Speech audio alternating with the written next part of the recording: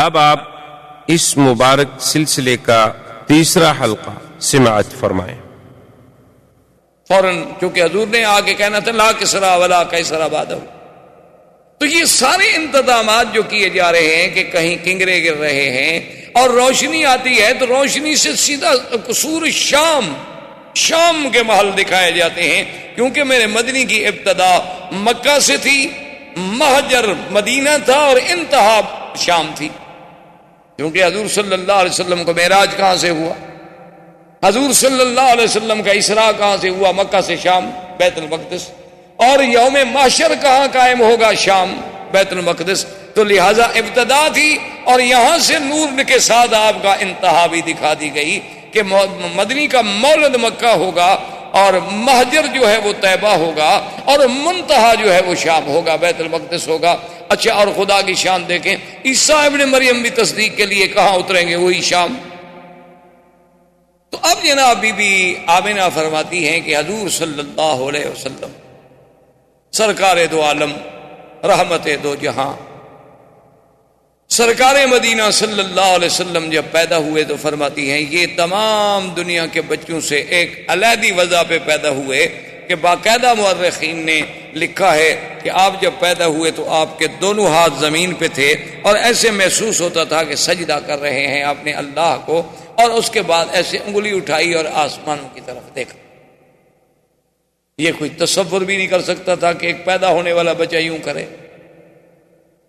بعض علماء نے تو حضور کا کلام بھی نقل کیا ہے کہ جیسے مہد میں عیسیٰ علیہ السلام نے کلام کیا، اسی طریقے سے یعنی گود میں اس ماشتہ کے بیٹے نے کلام کیا، اصحاب اخدود کے واقعے میں باقاعدہ ایک بچے نے کلام کیا، موسیٰ علیہ السلام پہ جب تہمت لگی تو بچے نے کلام کیا، یوسف علیہ السلام پہ جب تہمت لگی تو بچے نے کلام کیا۔ تو بعض علماء نے نقل کیا ہے کہ حضور نے بھی کلام کیا، اور بعض نے تو اتنا لکھا ہے کہ پہلا کلام ہی یہ تھا اللہ اکبر کبیرہ والحمد للہ کثیرا وسبحان اللہ بکرۃ واصیلا۔ اور سیرت پاک کے اس پہلو پہ دیکھیں کہ حضور صلی اللہ علیہ وسلم بی فرماتی ہیں کہ ولد مختونا ومسرورا، کہ حضور جب پیدا ہوئے تو ختنہ ہو چکا تھا، اور حضور جب پیدا ہوئے تو چہرے پہ مسکراہٹ ہے، مسرور ہے، خوشی ہے۔ عبد المطلب کو خبر دی گئی کیونکہ حضور کی پیدائش سے 6 مہینے پہلے ہی آپ کے والد عبداللہ تو فوت ہو گئے۔ آپ خدا کی شان دیکھیں کہ والد یوں فوت ہو گئے، پھر بعد میں والدہ فوت ہو گئی، دادا فوت ہو گئے، چاچا فوت ہو گئے، اور حضور صلی اللہ علیہ وسلم کی وہ شان یتیمی جس کو قرآن نے خود ذکر کیا کہ الم یجدک یتیما، لیکن آگے بھی کہہ دیا فآوا، کہ میرا مدنی آپ کو ہم نے یتیم نہیں پایا، پھر ہم نے آپ کو خود تربیت دی، خود حفاظت کی، کیونکہ کوئی یہ تصور نہ کرے کہ یتیم بچے تو عام طور پہ بھٹک جاتے ہیں، ان کو تو کوئی سنبھالنے والا نہیں ہوتا، نہ باپ نہ ماں۔ جن کے ماں باپ ہیں وہ تو کنٹرول کرتے ہیں نا بچے کو، کیا پڑھ رہا ہے، کہاں جاتا ہے، کہاں سوتا ہے، کون دوست ہیں، لیکن جو یتیم ہے اس کا کون فکر کرے؟ اللہ نے فرمایا نہ میرے مدنی کو ایسا یتیم نہ سمجھنا، اس کا تو میں خود انتظام کرنے والا ہوں، اور میں والدین کو بھی اٹھا رہا ہوں تاکہ اگر کل کو کوئی بچہ قابل ہو تو لوگ کہتے ہیں نا جی اجی ایسے بہرحال کیوں ایسے قابل نہ ہوتا، دیکھو کس باپ کا بیٹا ہے، تو لوگ اس کی قابلیت کو باپ کی طرف نسبت کرتے ہیں، شاگرد کی لیاقت کو کہتے ہیں جی ٹھیک ہے ماشاءاللہ یہ ڈاکٹر صاحب بڑے لائق ہیں، لیکن انہوں نے کس استاد سے پڑھا ہے، استاد بھی تو دیکھو نا۔ اللہ نے فرمایا میرا مدنی نہ میں آپ کا باپ رکھوں گا، نہ دادا، نہ استاذ، نہ مدرسہ، تاکہ تیرے کمالات کی نسبت صرف تیرے رب کے ساتھ ہو اور کسی کے ساتھ، اور کسی سے نسبت کی ہی نہ جا سکے، کوئی یہ نہ کہے کہ جی باپ کی تربیت نے ان کو بنا دیا۔ اس لیے حضور فرماتے تھے کہ ادبنی ربی فاحسن تادیبی، کہ مجھے ادب جو سکھایا میرے رب نے سکھایا، میری تربیت میرے رب نے کی ہے، تو وہ کیسا ادب تھا کہ آپ حیران ہوں گے کہ پیدا ہونے کے بعد بھی جنہوں نے بائیں پستان سے کبھی دودھ پینا گوارا نہیں کیا، کہ میں نبی ہوں، میرا کام دائیں سے پینا ہے، دائیں ہاتھ سے پینا ہے، دائیں چیز کو پسند کرنا ہے، میں یسار کو کیوں پسند کروں؟ اندازہ کریں سرکار دو عالم صلی اللہ علیہ وسلم کی تربیت کا۔ اچھا، عبد المطلب کو اطلاع ملی کہ آپ کے گھر میں بیٹا ہوا، عبد المطلب اس وقت کعبۃ اللہ میں بیٹھے تھے. جب ان کو اطلاع ملی کہ آپ کے گھر میں عبداللہ کے گھر میں بیٹا پیدا ہوا ہے اور ولد مختونا و مسرورا، اور یہ پہلا خوش نصیب بیٹا ہے کہ جو مختون ہے، ختنہ بھی ہو چکا ہے، اور جو سرہ ہے وہ بھی خود بخود کٹی ہوئی ہے، اس کو بھی کاٹنے کی ضرورت نہیں پڑی. حیران ہو کے ان کا اچھا. تو جلدی جلدی دوڑے آئے اور اپنے بٹے کو اٹھایا، اور پتہ ہے، اور بی بی بھی کہتی ہے اللہ اکبر. اب حالانکہ دیکھیں کہ اس وقت نہ توحید ہے نہ دین ہے، لیکن بی بی آمنہ کہتی ہے کہ حضور کے پیدا ہونے کے بعد جو پہلا لفظ میں نے کہا نا حضور کے لیے، جو پہلا کلمہ میرے منہ سے نکلا، اور وہ کیوں نکلا، وہ فرماتی ہیں کہ میں ابھی حضور میرے پیٹ مبارک میں تھے کہ میں یہ سن چکی تھی آواز کہ جب بچہ پیدا ہو یوں کہنا ہے اعیذک باللہ الواحد من کل حاسد، کہ میں تمہیں اس اللہ واحد کی پناہ میں دیتی ہوں ہر حسد کرنے والے سے. یعنی پہلا کلمہ جو ہے وہ بھی اللہ سے پناہ پکڑے، اور حضور صلی اللہ علیہ وسلم کو اللہ کی حفاظت میں دے رہی. عبد المطلب نے جو اٹھایا حضور صلی اللہ علیہ وسلم کو اپنے ہاتھوں پہ، تو فوراً کعبۃ اللہ کے اندر لے گئے. عبد المطلب لے کے آئے اور سب سے پہلے کعبے کے اندر لے گئے، اور کعبے کے اندر جا کے اللہ تبارک و تعالیٰ سے دعا کی کہ مولا میرا بیٹا عبداللہ تو فوت ہو گیا ہے، لیکن اتنے جو تو نے شان والا بچہ مجھے عطا فرمایا ہے تو اس کی حفاظت فرما، اس سے دنیا کے ہر شر سے، دنیا کے ہر حسد سے، دنیا کے ہر عناد سے محفوظ فرما، اور اس کو عظمتیں عطا فرما. کعبۃ اللہ کے اندر دعا کر کے واپس آئے، اور آ کے بی بی آمنہ سے کہا کہ خیال رکھنا اس کا چہرہ مجھے بتا رہا ہے کہ ان ابنی ھذا لشان، اس میرے بیٹے میں کوئی بات ضرور ہونی ہے، یہ ہے کوئی شان والا بچہ. اور اسمیہ محمدا، میں آپ کا نام محمد تجویز کرتا ہوں. اور سرزمین عرب میں یہ رواج تھا کہ جب بچہ پیدا ہوتا تھا تو وہ خود دودھ نہیں پلاتی تھی مائیں، دودھ پلانے کے لیے انہیں دیہاتوں میں بھیجا جاتا تھا، دور بھیجا جاتا تھا شہروں سے، اور انہیں دور رکھا جاتا تھا. اس کی وجہ مورخین نے لکھی ہے کہ اصل ایک وجہ تو یہ تھی کہ شہر کی فضا اور جو اور خوراک اتنی صاف نہیں ہوتی جتنی دیہات کی صاف ہوتی. دیہات کی فضا بھی قدرتی بات ہے صاف ہوتی ہے، اور ہوا بھی اور غذا بھی. اب بھی دیکھ لیں آپ شہر میں آپ کو وہ نعمت میسر نہیں آ سکتی، جب آپ اپنے علاقوں میں اپنے وطن میں دیہات میں جاتے ہوں گے تو عجیب سی بات ہوتی. یعنی آپ، مجھے ایک دفعہ میں سفر کر رہا تھا تو ہمارا علاقے کے ساتھ ہی جسے آپ کہتے ہیں نا سہارا، یا آپ کے ہندوستان میں بھی راجستھان کا جیسے علاقہ ہے، وہ بھی اسی طرح ہمارے ساتھ بھی پاکستان میں راجستھان کے سہارا کا علاقہ ہے، اور وہ ہمارے ڈسٹرکٹ سے قریب ہے. تو وہاں کچھ دوستوں نے انہوں نے کہا کہ حضرت آپ آتے ہیں اور جلسہ، سفر، تقریر، درس، صبح درس، مغرب کو درس، عشاء کو درس، رات کو جلسہ، پھر سفر، تو کم از کم آپ ایک دن 2 دن دیں تاکہ ہم آپ کو یہاں کو ہرن ورن کا شکار کھلائیں، یہ کریں وہ کریں. خیر میں نے کہا اب 2 دن والی بات تو ہو نہیں سکتی، ایسا کریں گے چلو کبھی آپ کے ساتھ شکار کیا ہم نے کھیلنے ہیں تو رات کو آ جائیں گے. تو وہاں جب میں گیا تو میں کہنے کا مقصد یہ تھا کہ مجھے اتنی جناب گلے میں تکلیف، نزلہ، زکام، تھکان، اتنی بدن ٹوٹ رہا ہے. اب وہاں جا کے یاد آیا کہ بھائی وہ اتفاق سے وہ دوائیوں کا بیگ بھی میں نے ساتھ نہیں رکھا، کیا کھاؤں کیا نہ کروں. اب صحرا ہے، روئی کا علاقہ ہے، ٹیلوں پہ بیٹھے ہوئے، نہ گھر ہے نہ کچھ ہے. تو ان سے میں نے کہا کہ بھئی کیا؟ انہوں نے کہا جی ابھی آپ کا علاج کرتے ہیں. وہ جناب گھی لے آئے خالص، اور اس کے انہوں نے کہا کہ جی یہ 2-3 فنجان بھر کے پی جائے. میں نے کہا میں نے زندگی میں 1 تولہ گھی نہیں پیا. پیدا ہونے کے بعد پتہ نہیں ماں شاہ نے کھلا دیا ہو مکھن وکھن تو وہ تو یاد نہیں، اس کے بعد تو مجھے یاد نہیں آتا. انہوں نے کہا حضرت آپ پیے. میں نے کہا اللہ کے بندے گھی پینے سے میرا نظر ٹھیک ہو جائے، میں تو اور مر جاؤں گا. انہوں نے کہا جی آپ پیے تو صحیح. خیر بہرحال زبردستی مجھے انہوں نے پلا دیا. آپ یقین فرمائیں کہ میں نے زندگی میں اتنا اچھا گھی اور اتنا اچھا اس کا ذائقہ، خوشبو، اور جناب انہوں نے کہا جی اب آپ تھو جائیں. کہاں تھکان گئی، کہاں ہمارا نزلہ گیا، کہاں گلے کی خشکی، کہاں وہ خراش، وہ ٹھیک ٹھاک. انہوں نے کہا جی ہمارے ہاں تو یہی علاج ہوتا ہے. میں نے کہا یار یہ عجیب علاج ہے. تو مقصد کہنے کا یہ تھا کہ وہ جب اتنی صاف ہوتی ہے، خوراک اتنی صاف ہوتی ہے، وہ گھی اتنی اصلی ہوتے ہیں کہ اس میں ملاوٹ کا تصور نہیں ہوتا، تو عرب اپنے بچوں کو باہر. اور دوسری وجہ یہ تھی کہ شہر کی زبان صاف نہیں رہتی، جیسے غذا صاف نہیں رہتی اسی طرح زبان صاف نہیں رہتی. کوئی حاجی آیا، کوئی کہاں سے آیا، کوئی کہاں سے آیا، کوئی کہاں سے آیا، ایک ایک لفظ، آدھا آدھا لفظ، ایک ایک جملہ چھوڑ گیا. اب آپ یہاں دیکھتے ہیں نا عربی لکھی ہوتی ہے ناشی و نال، یہ کون سی عربی ہے؟ نیشنل کا ترجمہ جو نہیں کر پائے بیچارے، کہ اب نیشنل کا کیا ترجمہ کرنے کا، جو اسی کو ناشی و نال بنا دو. ٹویوتا، بوتو، جو مرضی ہے اپنا بنا لیں. کہاں سے؟ اچھا اب جناب وہ جو بناتے ہیں نا جی، وہ صبح انڈے کو ایسے مار مار کے چھوٹے، اس کا نام ہے شکشوکا. کہاں سے آ گیا جی شکشوکا؟ کو عربی کا لفظ ہے دنیا میں شکشوکا. پیزا کون سی عربی ہے جی پیزا؟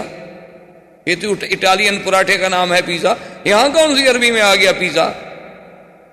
یہ اس لیے کہ زبان بگڑتی ہے. جب باہر کو لوگ آتے ہیں تو اپنی کچھ برائیاں تو ہمیں دے جاتے ہیں، اچھائیاں مکے والوں کی لے جاتے ہیں اور برائیاں وہ یہاں چھوڑ جاتے ہیں. تو اس لیے بھی لوگ جو تھے وہ شہروں سے اپنا گھبراتے تھے کہ بھئی بچے کی تربیت باہر کرو کہ اس کی زبان بڑی فصیح. تو اس لیے اب جناب بی بی صاحب ابھی اسی تمنا میں تھی. بنو سعد کے قبیلے کی مرضعات آئیں، مکے میں آ کے بچوں کو تلاش کیا، سب اپنا اپنا بچہ لیتی گئیں. اور جب سنے کہ محمد عربی عبداللہ کے گھر میں پیدا ہوئے، باپ فوت ہو گیا ہے، بھئی یتیم ہے نا. اچھا یہ مطلب نہیں تھا کہ ان کو صرف پیسوں کا خیال ہوتا تھا، وہ دودھ کی کوئی اجرت طے نہیں کرتی تھی، ان کے نزدیک دودھ بیچنا حرام تھا. اچھا یہ ہمارے دیہاتوں میں بھی رواج رہا ہے، ہمارے قبائل میں، کہ دودھ بیچنے کو بڑا حرام سمجھا جاتا ہے. دودھ ہے یار ٹھیک ہے، اللہ کی نعمت، اس کو کیا بیچنا ہے؟ اب تو خیر لوگ دودھ والی بیچ دیتے ہیں، دودھ کیا ہوا، اب تو قومیں اتنی ترقی کر گئی. اچھا خیر جناب وہ یہ ہوا کہ وہ یہ سوچتے تھے کہ بعد میں اکرامیہ جو ہے وہ تو ہمیں ملنا ہے نا، طے نہیں کرتے کہ ہمیں دودھ پلانے کے اتنا پیسے دو. لیکن صاف بات ہے کہ بڑا گھر ہوگا تو اکرام، لباس، کپڑے، یہ وہ ملے گا. اور ایک یتیم بچے کے گھر سے بھی ہمیں کیا ملے گا؟ ماں غریب ہے، باپ مر گیا ہے، دادے کی کفالت میں ہے. اور اس زمانے میں عبد المطلب کا گھرانہ سب سے زیادہ غریب تھا. غربت کی وجہ کیا تھی کہ جو کچھ ہوتا تھا وہ تو حاجیوں پہ لٹا دیتے تھے، جو کچھ ہوتا تھا وہ حاجیوں پہ لٹایا جاتا تھا کہ ان کو پانی پلاؤ، شربت پلاؤ، ان کو جناب کھانا کھلاؤ، ان کے رہنے کا انتظام کرو.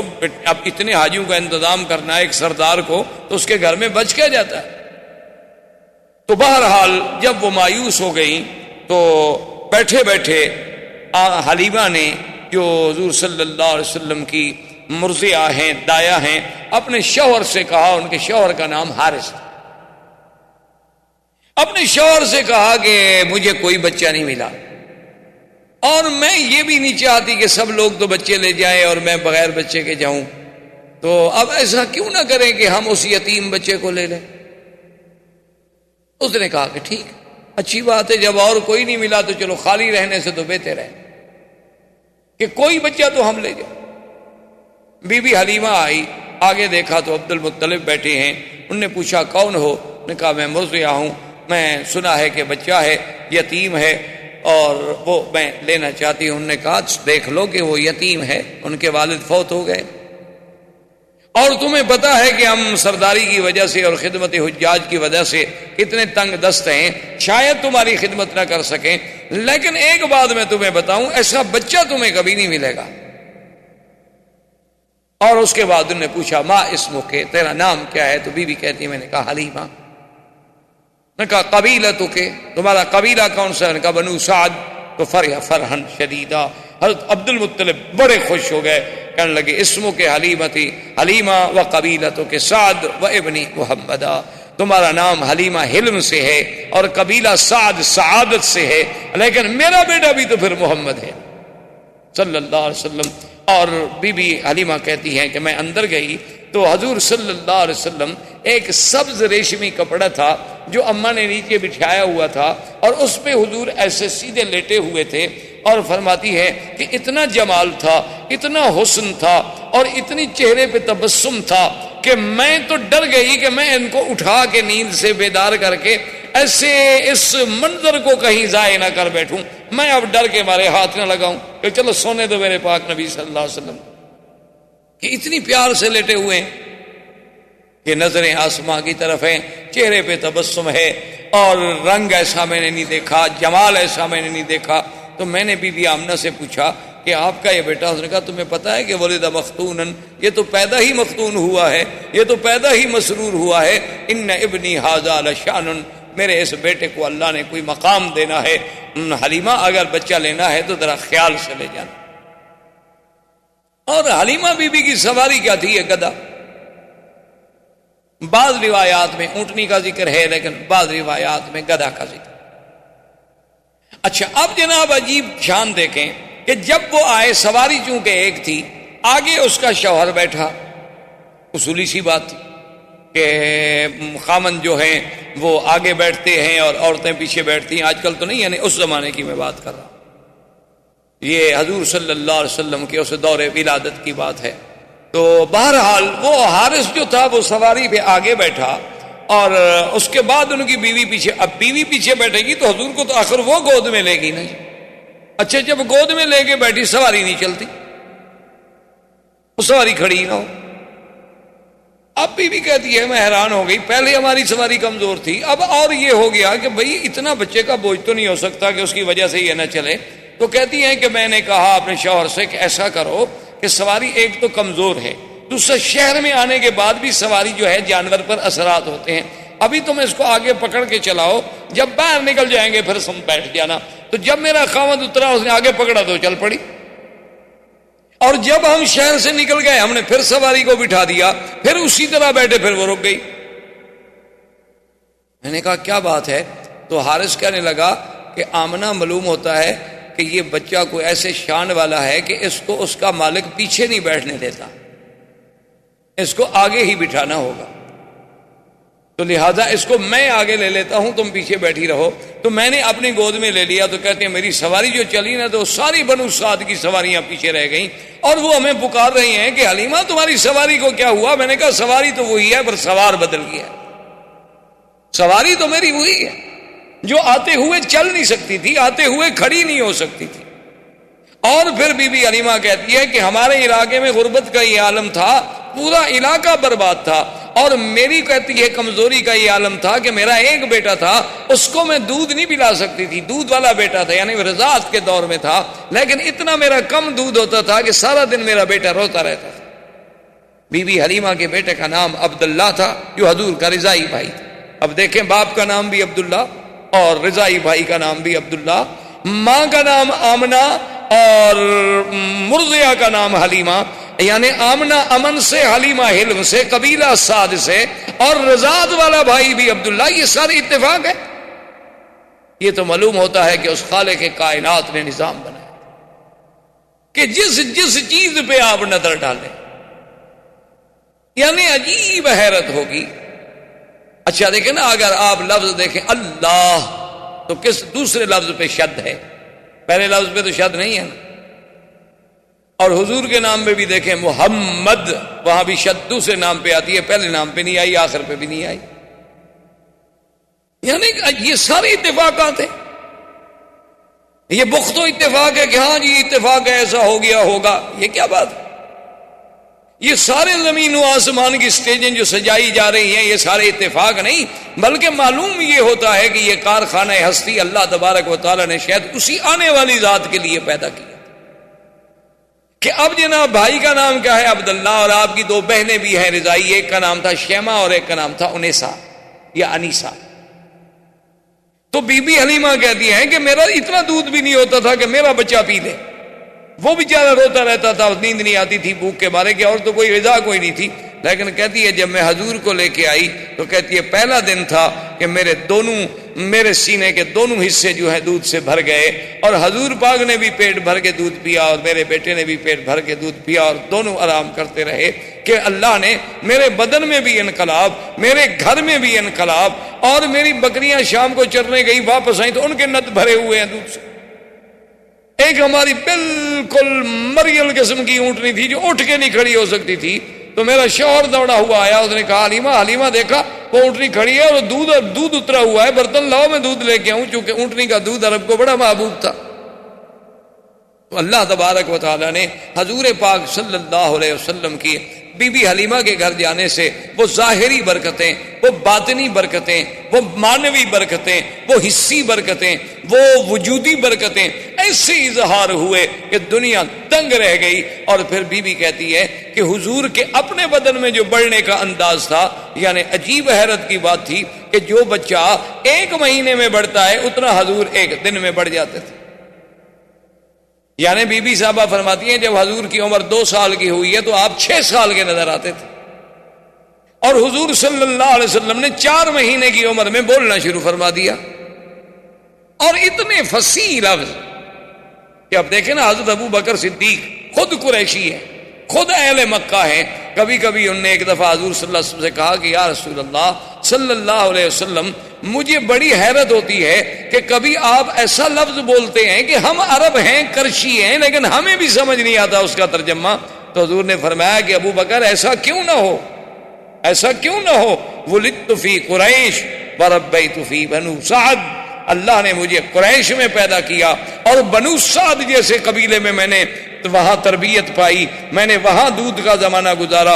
اگر میری زبان فصیح نہیں ہوگی تو پھر کس کی زبان فصیح؟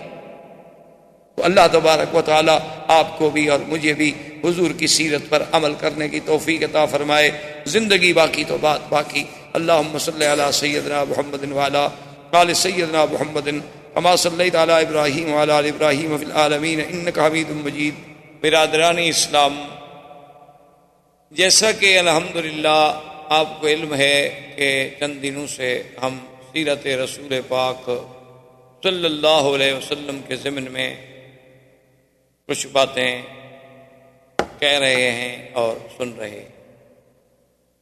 سب سے پہلے درس اول میں جزیرہ عرب کے حالات پہ بحث کی گئی کہ حضور صلی اللہ علیہ وسلم سے قبل جزیرہ عرب کا کیا حال ہے۔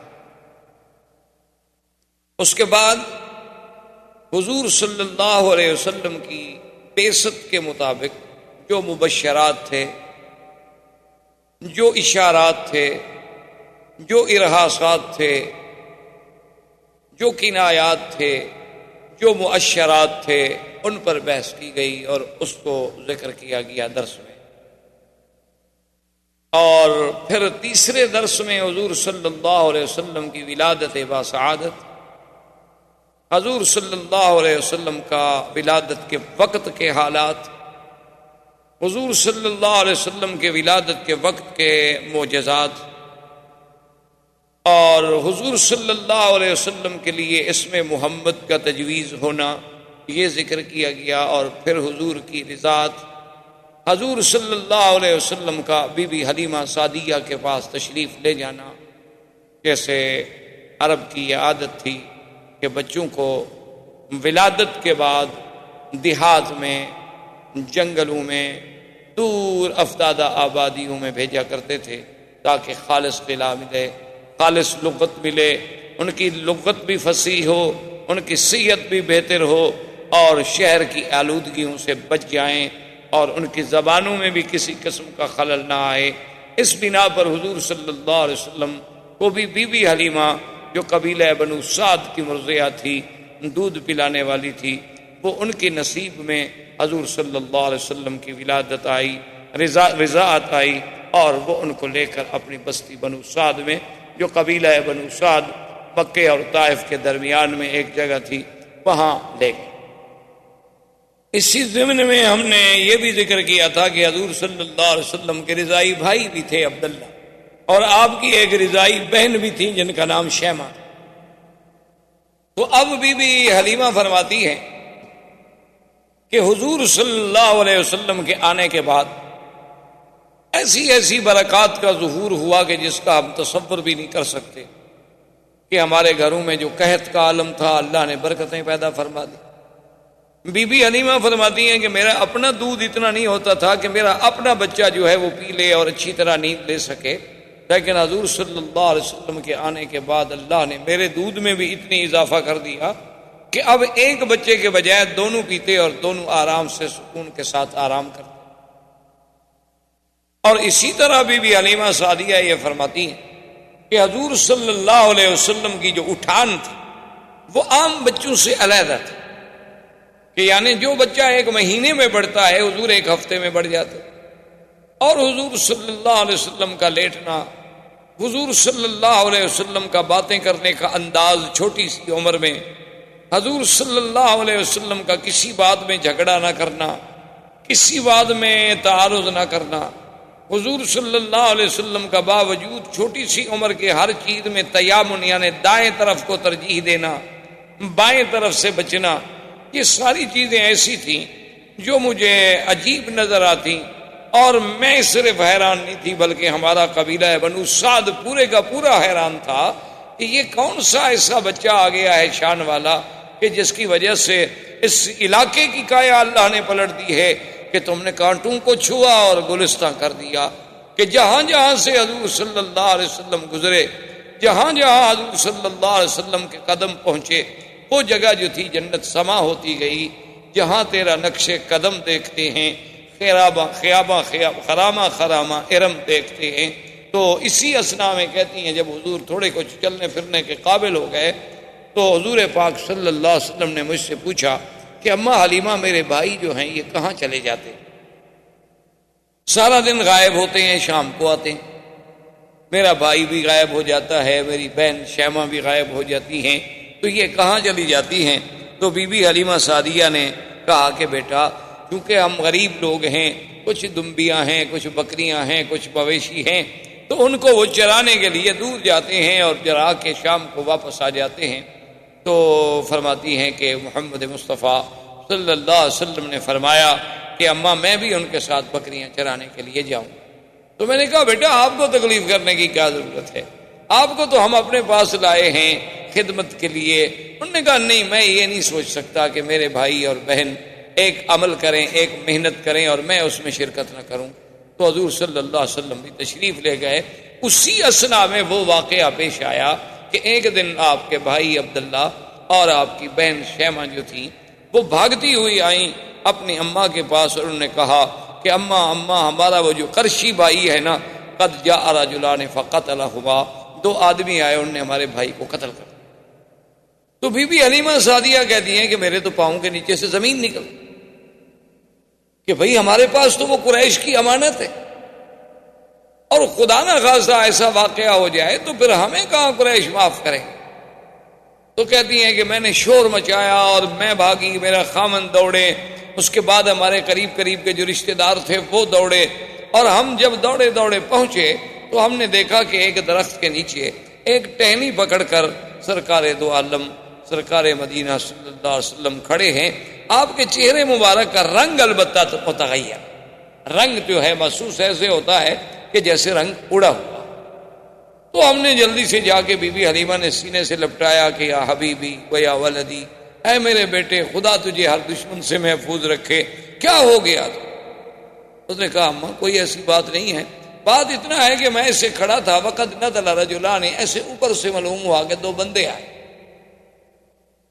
اور بڑا سفید لباس انہوں نے پہنا ہوا تھا، اور انہوں نے آ کر مجھے پکڑا، پکڑنے کے بعد مجھے سلا دیا، اور میں سب کچھ دیکھ رہا تھا، اور ایک بڑی تست تھی سونے کی، اور اس تست میں کیا کیا تھا اللہ عالم۔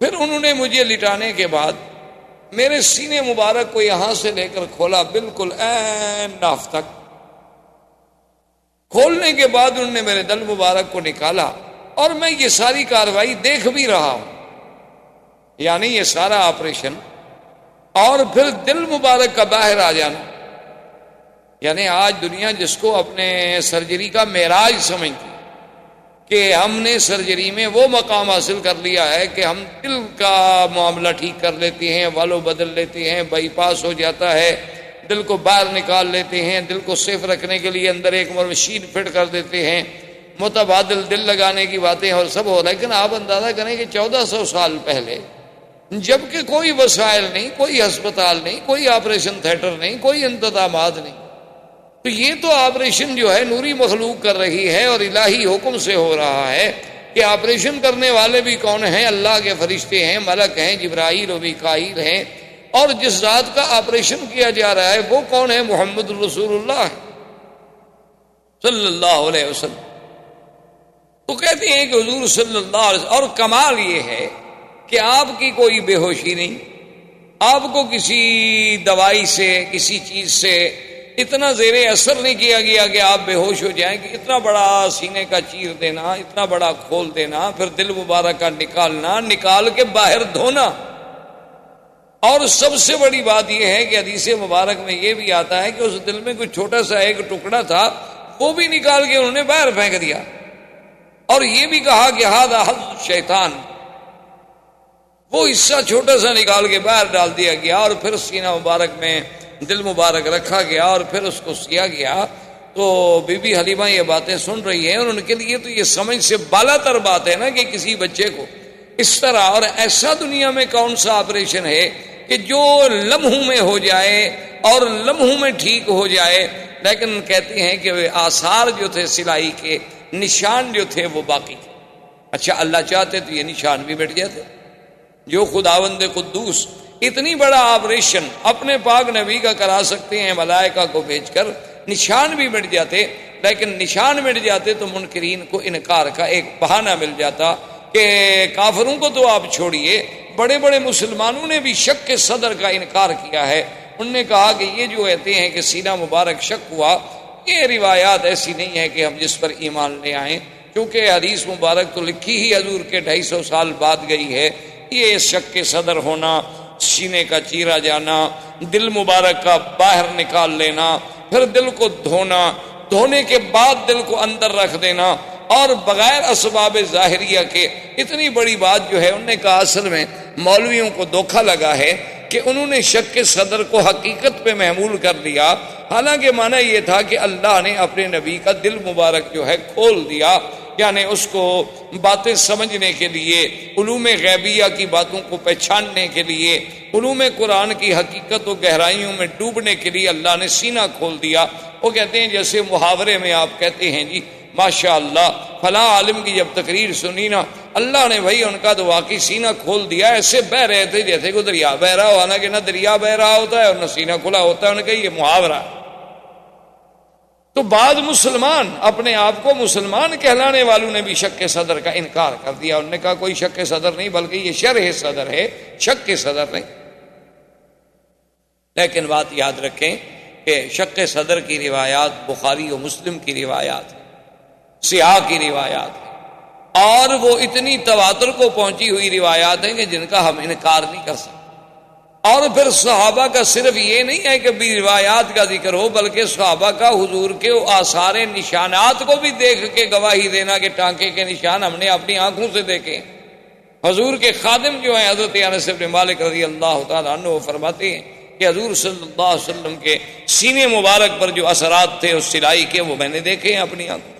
اور پھر جہاں شرح صدر ہے وہاں قرآن نے تو خود کہا ہے شرح صدر، الم نشرح لک صدرک ووضعنا عنك وزرك الذي انقض ظهرك، اور اسی طرح قرآن کہتا ہے فمن يرد الله ان يهديه يشرح صدره للاسلام فهو على نور من ربه، اور اسی طرح قرآن نے موسیٰ علیہ السلام کی دعا نقل کی، رب اشرح لي صدري ويسر لي امري وَاحْلُلْ عُقْدَةً مِّن لِّسَانِي يَفْقَهُوا قَوْلِي، اور حضور کی دعا تھی اللہم متعنا بِأَسْمَائِنَا وَأَبْصَارِنَا وَاشْرَحْ صُدُورَنَا۔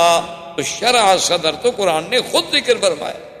تو اگر شرح صدر سے علماء کو دھوکہ لگتا تو اس شرح صدر والی آیت میں وہ لکھ دیتے کہ یہ شک صدر ہے، یا شک صدر والی آیت کے نیچے اور حدیث کے نیچے لکھ دیتے کہ یہ شرح صدر ہے۔ یہ بات نہیں، حضور کا ایک دفعہ شک صدر نہیں بلکہ 2 دفعہ حضور کا شک صدر ہے۔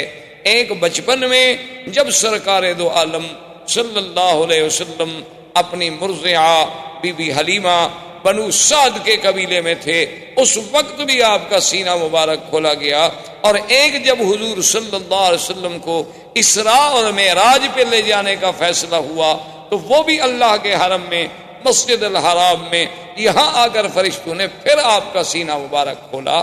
اور اصل وجہ اور حکمت اللہ کی شان یہ تھی کہ آخر حضور صلی اللہ علیہ وسلم جلالت شان کے ساتھ، اس میں تو کوئی شک نہیں کہ آپ بشر ہیں اور سید البشر ہیں، اس میں تو کوئی شک نہیں کہ آپ ابن عبداللہ ہیں، اس میں تو کوئی شک نہیں کہ آپ ابن آمنہ ہیں، اس میں تو آپ کوئی شک نہیں کہ آپ عبد المطلب کے پوتے ہیں، ابی طالب کے بھتیجے ہیں، عبداللہ کے بیٹے ہیں، آمنہ کے لال ہیں، بی بی حلیمہ سعدیہ سے دودھ پینے والے ہیں.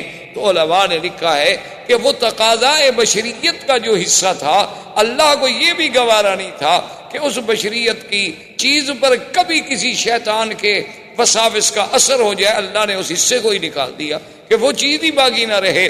اب باقی ہی وہ رہے گا جس کا تعلق صرف اللہ سے ہو سکتا ہے، غیر اللہ کا کوئی تاثر وہاں دخل ہی نہیں دے سکتا. اس لیے کہ اللہ کے بندوں پر جب شیطان کا اثر نہیں ہو سکتا تو اللہ کے نبی تو پاک ہوتے. تو اللہ تبارک و تعالیٰ نے ان کا ایک حقیقتاً ہی انتظام فرما دیا کہ اس حصے کو ہی نکال دو، اس جگہ کو ہی نکال دو جہاں شیطان کے وساوس کا حملہ ہو سکتا تھا باعتبار بشریت کے.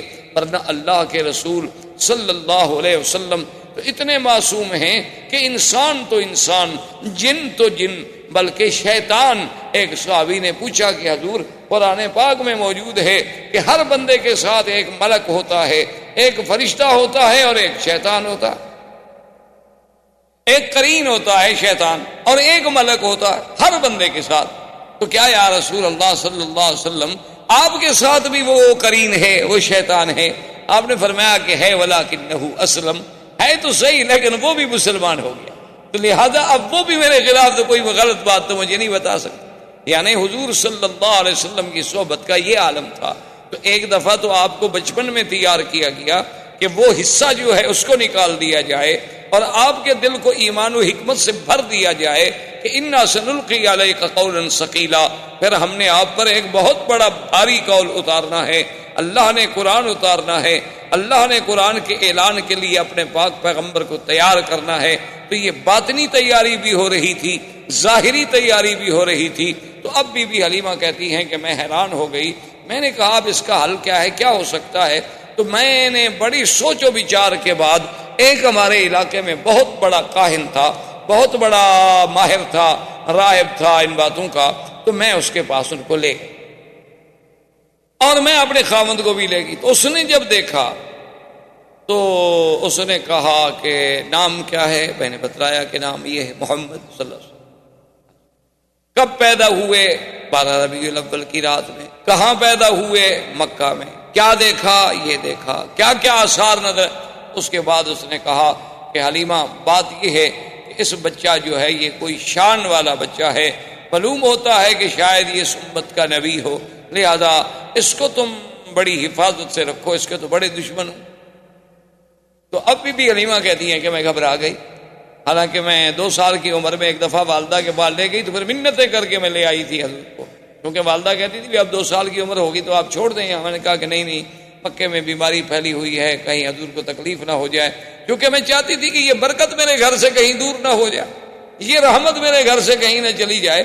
تو اب میں اتنی گھبرا گئی کہ میں حضور صلی اللہ علیہ وسلم کو لے کے سیدھی بی بی آمنہ کے پاس آئی اور میں نے کہا بی بی اب آپ اپنے بچے کو سنبھالیں، میں اب بچے کی حفاظت نہیں کر سکتا. تو بی بی آمنہ نے فرمایا کہ حلیمہ کیا بات ہے، تم تو منتیں کر کے لے گئی، تو ابھی تو چند ماہ بھی نہیں گزرے تم پھر خود آ گئی ہو دینے کے لیے، کیا تمہیں خطرہ ہے؟ اس نے کہا کہ اب بی بی میں آپ کو کیا بتاؤں، کچھ حالات ایسے دیکھے گئے ہیں، کچھ باتیں ایسی ایسی حضور کے ساتھ ہوئی ہیں، اور آپ کا سونا اٹھنا بیٹھنا، پھر کہنا کہ 2 آدمیوں نے میرا سینہ مبارک کھولا ہے، یہ ایسی باتیں ہیں کہ میں ڈر گئی ہوں کہ کہیں میں اس امانت کو سنبھال نہ سکوں. تو بی بی آمنہ نے کہا اچھا تم کہیں اس طرح اس لیے تو نہیں ڈر رہی ہو کہ آپ پر کوئی جن کا اثر ہو گیا؟ تو انہوں نے کہا پتہ نہیں، ہو سکتا ہے کہ جن کا بھی اثر ہو. انہوں نے کہا کہ نہیں، میرے بچے پہ کبھی جن کا اثر نہیں ہو سکتا، کیونکہ جب یہ پیدا ہوئے تھے تو میں نے اسی وقت کہا تھا کہ انی اعوذک باللہ الواحد الاحد من شر حاسد اذا حسد. اب دیکھیں کہ بی بی آمنہ حضور کو اس وقت بھی اللہ کی پناہ میں دے رہی ہیں پیدا ہونے کی بات، حالانکہ وہ تو ان گھرانوں میں پیدا ہوئی جہاں بت پرستی تھی، لیکن حضور صلی اللہ علیہ وسلم کی ولادت کا سلسلہ اور حضور کی برکات کے، انہوں نے کہا کہ ہاں میرے بچے پہ جن شن تو کوئی اثر نہیں کر سکتا، لیکن اگر تم گھبرا گئی ہو تو کوئی بات نہیں، چھوڑ۔ تو حضور صلی اللہ علیہ وسلم پھر اپنی ماں کے پاس آ گئے، اور اس کے بعد عبد المطلب ابھی زندہ تھے، اور کفالت جو تھی وہ عبد المطلب کی تھی، اور عبد المطلب مکے کے سردار، اور عبد المطلب کے لیے کعبۃ اللہ کے بالکل عین دروازے کے قریب بساط بچھائی جاتی تھی، یعنی آپ کے لیے جیسے آپ نے دیکھا نا عرب کا اب بھی رواج ہے کہ گھروں سے باہر مکانوں کے ایسے تھڑے بنے ہوتے ہیں، وہاں کپڑا بچھا دیں گے، سرانے رکھ دیں گے، پیچھے مجلس بنا بیٹھ جائیں گے، عرب کا اب بھی رواج۔ تو عبد المطلب کے لیے جو مجلس بنتی تھی وہ بالکل عین کعبۃ اللہ کی دیوار کے ساتھ اور کعبۃ اللہ کے دروازے کے قریب، وہاں آپ کے لیے مخملی کپڑے بچھائے جاتے، سرانے لگائے جاتے، گدے لگائے جاتے، کیونکہ سردار مکہ تو اس وقت عبد المطلب، سارے مکے پہ ان کی سرداری تھی، اور پھر سقایا اور خدمت حجاج، خدمت حجیج، یہ سارا نظام جو ہے عبد المطلب کے سپرد تھا، لہذا ان کا احترام جو ہے دو جانب سے تھا، ایک کعبۃ اللہ کی نسبت سے اور ایک مکے کی سردار ہونے کی نسبت۔ اور جب وہ مجلس بچھا دی جاتی تو کوئی بھی آدمی جب وہاں آتا تو اس کو یہ اجازت نہیں تھی کہ وہ حضور اس عبد المطلب کی اس بساط پہ، اس جگہ پہ بیٹھ جائے، حتیٰ کہ عبد المطلب کے باقی بیٹے جو ہیں وہ بھی کھڑے رہتے تھے، باپ کا انتظار کرتے تھے جب تک والد آئیں وہ آ کے وہاں بیٹھیں۔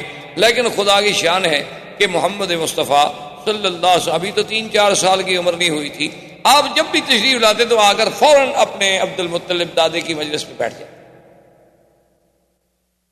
اور بھائی اگر روکتے بھی تو آپ ان کی توجہ نہ۔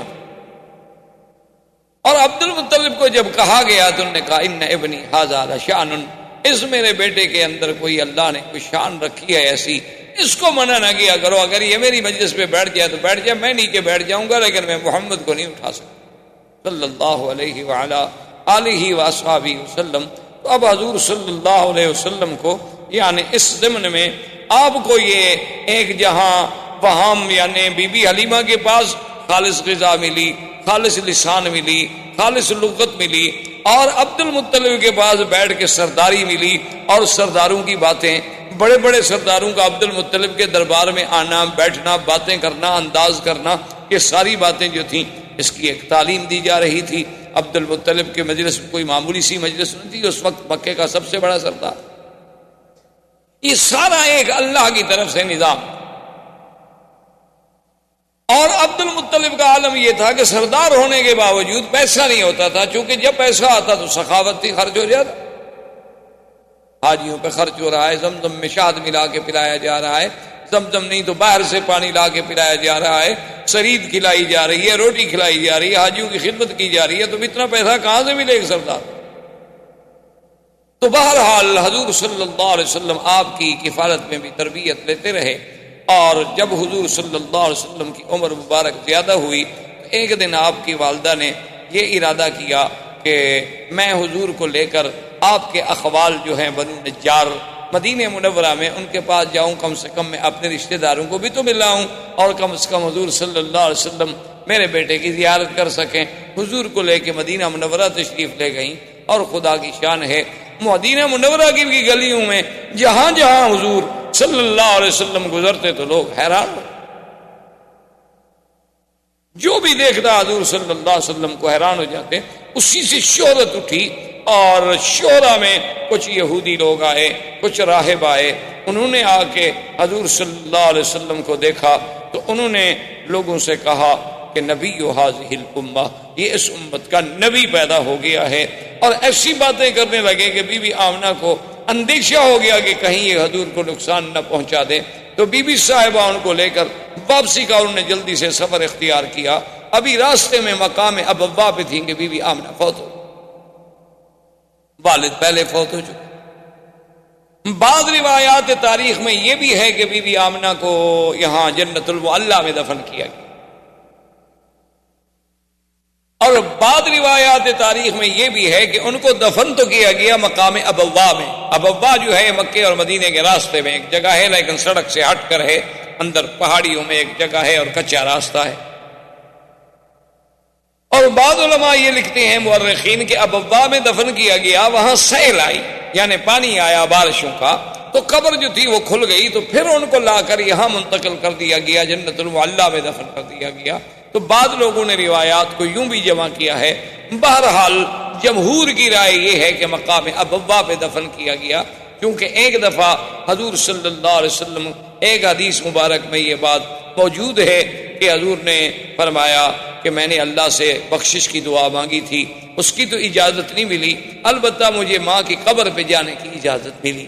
تو حضور صلی اللہ علیہ وسلم اس قبر پہ تشریف لے گئے. تو لہذا اگر وہ جنت المعلی میں منتقل ہو جاتی تو پھر وہاں حضور صلی اللہ علیہ وسلم کو جانے کی ضرورت نہیں. اب حضور صلی اللہ علیہ وسلم واپس مکے میں آئے. اب خدا کی شان دیکھیں کہ باپ تو پہلے فوت ہو چکے تھے، ابھی آپ پیدا نہیں ہوئے تھے، ابھی 6-7 سال کی عمر ہے تو ماں بھی فوت ہو گئی، اور کچھ عرصہ گزرا عبد المطلب بھی فوت ہو گئے. اب آپ کی کفالت جو ہے وہ ابو طالب کے پاس چلی گئی. خدا کا نظام ایسا، اللہ نہیں چاہتے تھے کہ میرے مدنی پہ کسی کا سایہ رہے. اسی لیے بعض علماء لکھتے ہیں نا کہ اللہ نے حضور کو بغیر بے سایہ پیدا کیا. وہ سمجھتے ہیں کہ شاید دوسرا سایہ بھی نہیں تھا. یہ معنی نہیں، معنی یہ ہے کہ جیسے باپ کا ایک سایہ ہوتا ہے، ماں کا ایک سایہ ہوتا ہے، دادے کا ایک سایہ ہوتا ہے، کفالت کرنے والوں کا ایک سایہ ہوتا ہے، اللہ نے ان سب چیزوں سے حضور کو مستثنا کر دیا. اللہ نے فرما دیا میرا مدنی ہم آپ کی خود حفاظت کریں. الم یجدک یتیما فآوا ووجدک ضالا فہدا. اللہ نے فرمایا کیا ہم نے آپ کو یتیم نہیں پایا پھر ہم نے آپ کو خود ٹھکانا. تو اس طرح بھی اچھا، اگر فرض محال ایک شاگرد قابل ہو تو لوگ کہتے ہیں جی اس کا استاذ بڑا قابل، تو اس کی لیاقت و صلاحیت استاد کی طرف جاتی ہے، اولاد کی باپ کی طرف جاتی ہے. اللہ نے فرمایا ہم اپنے نبی کی تربیت ہی خود کریں گے. جیسے انہوں نے فرمایا ادبنی ربی فاحسن تادیبی، مجھے تو ادب بھی میرے رب نے سکھایا، میرے اللہ نے میرے ادب کا انتظام کیا. یعنی آپ حیران ہوں گے کہ مکے میں طواف اریاں کرنا، مکے میں کسی کا اریاں ایک دوسرے کے سامنے غسل کرنا، یہ چیزیں عیب ہی نہیں سمجھی جاتی. یعنی یہ چیزیں عیب بھی نہیں سمجھی جاتی تھی، بالکل اس پر کے یہ مردانگی کی ایک علامت. تو ایک دفعہ حضور صلی اللہ علیہ وسلم ایک چاچے کی امداد کے لیے، بعض روایات میں ہے کہ زمزم کی کھدائی میں، اور ایک روایت میں ہے کہ کعبۃ اللہ کی تعمیر جب قریش کر رہے تھے تو حضور پتھر اٹھا رہے تھے. تو آپ کے چچا نے کہا کہ یا محمد صلی اللہ علیہ وسلم آپ کندھوں پہ پتھر رکھتے ہیں، آپ کو تکلیف ہوتی ہوگی، تو آپ چادر مبارک نکال لیں اور کندھے پہ رکھ لیں تاکہ آپ کو پتھر اٹھانے میں تکلیف نہ ہو. تو ابھی حضور پاک نے چادر مبارک کھولی فوراً آپ بے ہوش ہو گئے. حضور صلی اللہ علیہ وسلم پہ بے ہوشی طاری ہو گئی، اور اس کے بعد جب ہوش آیا تو آواز آئی کہ آپ اپنے آپ کو کبھی بغیر کپڑوں کا نہیں رکھ سکتے. تو اللہ پاک نے انتظام کر دیا کہ ساری دنیا اوریاں ہو سکتی ہے لیکن میرا مدنی محمد مصطفیٰ اوریاں نہیں ہو سکتا. یہ اوریانی تو شرف کے خلاف چیز ہے، اس کے لیے اللہ کے نبی کی شان تو ایسی نہیں، اور دنیا چاہے کچھ. اچھا، بعض لوگوں نے یہ بھی لکھا ہے کہ مکے والوں نے دراصل یہ ایک اپنی کبائی کے لیے بھی ایک ذریعہ بنایا تھا کہ انہوں نے ایک اعلان کر دیا تھا کہ اللہ کے گھر کا کوئی آدمی طواف اپنے کپڑوں میں نہیں کر سکتا، یا تو وہ ہمس سے کپڑے لے، اپنے آپ کو کہتے تھے ہمس کہ ہم جو ہے مجاورین کعبہ ہیں، تو یا تو ہم سے کپڑے لیں اور وہ کپڑے پہن کے طواف کریں. بس صورت دیگر اپنے کپڑوں میں طواف نہیں کر سکتے، پھر بغیر کپڑوں کے طواف کریں. تو جو لوگ آتے تو وہ ان سے پیسے، ان سے کپڑے لیتے. تو صاف بات ہے کہ پھر نظر نیاز چڑھاوا تو دینا ہے مجاوروں کو، تو اس کے بعد ان کے پیسے بن جاتے، چاندی بن جاتی. اور جن غریبوں کے پاس پیسے نہ ہوتے وہ کعبۃ اللہ کا اریاں طواف کرتے، چاہے مرد ہوتے چاہے عورتیں ہوتے.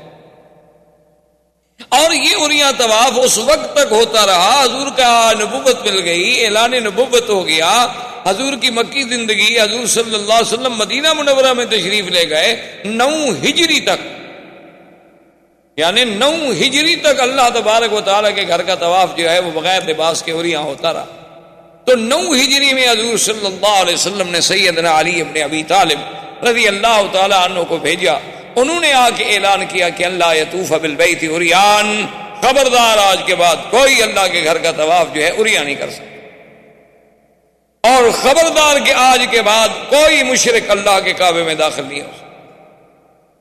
تو یہ اعلان جو ہے 9 ہجری کو جا کے. لیکن افسوس سے یہ کہنا پڑتا ہے کہ ہم لوگوں نے اس یعنی اللہ کے نبی کے اعلان کو کیسے بدل دیا کہ جیسے اللہ نے حکم دیا تھا نا بنو اسرائیل کو کہ یوم السبت جو ہے مچھلی کا شکار نہ کریں، تو انہوں نے کیا کیا کہ ندیاں نالے بنا کے حوض بنا دیے کہ پانی اور مچھلی تو حوض میں سبت کو آ جاتی آگے، اور پھٹا ڈال کے دروازہ بند کر دیتے، راستہ بند کر دیتے، پکڑ اتوار کو لیتے. کہتے جی ہم نے ہفتے کو تو شکار نہیں کیا، ہم نے تو اتوار کو پکڑا ہے. تو آج کل کے مسلمانوں نے بھی نعوذ باللہ ثم نعوذ باللہ اللہ کے نبی کے اس حکم کو ایسا بدلا کہ لباس تو پہن لیا لیکن وہ عریانی سے بھی زیادہ برا ہے. اتنا باریک لباس، اتنا باریک کپڑا، یعنی آپ حیران ہوں گے. اب یہ جس سے ہم یہ غترہ پہنتے ہیں، اس سے اگر عبایا اور پردہ بنایا جائے تو اسے آپ پردہ کہیں گے خدا کے لیے، اسے آپ برقع کہیں. یعنی یہ تو مزید اپنے حسن کو نکھارنے کا ذریعہ ہے کہ کسی کو اگر کالا رنگ سوٹ کرتا ہے وہ کالے رنگ کا برقع بنا لے گی، کسی کو سفید رنگ سوٹ کرتا ہے، سرخ رنگ سوٹ کرتا ہے، سبز رنگ سوٹ کرتا ہے، جو اس کا میچنگ کلر ہے اس کے مطابق وہ اپنے برقعے بنائے گی، اسی کے مطابق اپنی وہ چہرے پہ ڈالنے والی جھلیاں بنائیں گی، اور اسی طرح پھر آنکھوں کے سوراخ رکھے جائیں گے، پھر ناک کو ظاہر کیا جائے گا.